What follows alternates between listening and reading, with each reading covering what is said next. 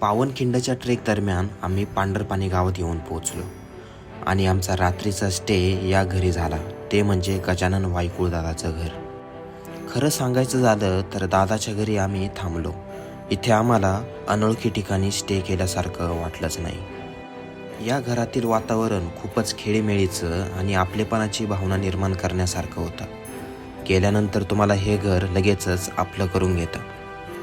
आम्ही ट्रेक करून आल्यावरती आंघोळीची, जेवणाची, रात्री झोपण्याची, सकाळी नाश्त्याची उत्तम अशी सोय दादाने करून ठेवली होती. दुसऱ्या दिवशी नाश्ता झाल्यावरती दादाने त्याच्या या गाडीने आम्हाला पावनखिंडच्या पॉईंटपर्यंत सोडलं. तर नमस्कार मित्रांनो. तर मी रवींद्र आणि आम्ही मुंबईवरून आलेलो आहोत. तर माझ्याबरोबर अजून आमचे 7 मित्र आहेत आणि आमच्याबरोबर हे गजानन यांचं नाव आहे.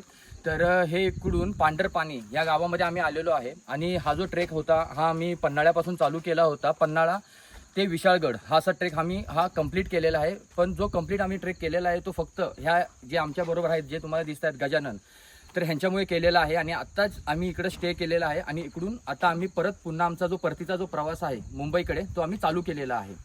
तर त्याच्या अगोदर मी तुम्हाला एक गोष्ट सांगायला मला आवडेल की हा जो आमचा प्रवास होता ह्याच्यामध्ये आमच्या जेवणाची सोय असेल किंवा आमचं राहणं, खाणीपान जे सगळं काही असेल ते आमच्याबरोबर आमचं सगळं ह्यांच्या म्हणजे बोलतात ना ह्यांच्या प्रयत्नामुळे ह्या गोष्टी सगळ्या शक्य झालेल्या आहेत. ठीक आहे. तर आता तुम्हाला अजून एक सांगतो की ह्यांच्याकडे जे आहे इकडे एक जंगल सफारी नावाने गोष्ट केली जाते. ठीक आहे. ह्याच्यामध्ये त्यांची तुम्हाला पूर्णपणे मदत करतात.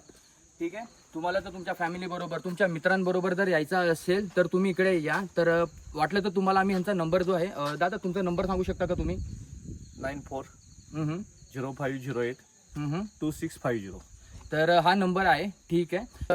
हा नंबर जो आहे आम्ही तुमच्याबरोबर शेअर करत आहोत. तर तुम्हाला जर तुमच्या आई वडिलांबरोबर समजा तुमच्या फॅमिलीबरोबर यायचं असेल तर तुम्ही प्लीज ह्यांना कॉन्टॅक्ट करा अशी आम्ही तुम्हाला रिक्वेस्ट करतो. अशा प्रकारे आम्ही दादाच्या गाडीमध्ये बसून पावनखिंडच्या पॉईंटपर्यंत गेलो.